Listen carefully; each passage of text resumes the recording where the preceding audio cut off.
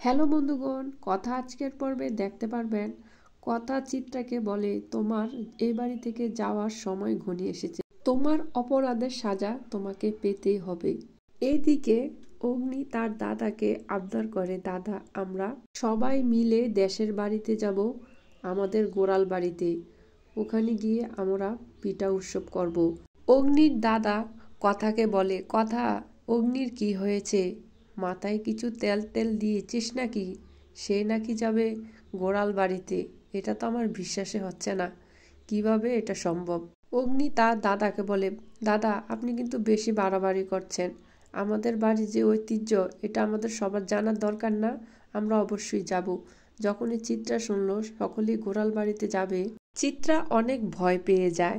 চিত্রা মনে মনে ভাবতে থাকে, ওই কোরাল বাড়িতে গিয়ে যদি সঞ্জিতার স্মৃতি ফিরে আসে, তাহলে তো আমার সত্যটা সবার কাছে তুলে ধরবে।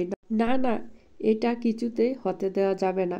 এমন সময় কথা এসে বলে, সবাই জানতে চাচ্ছে আপনি কি গোরাল বাড়িতে যাবেন?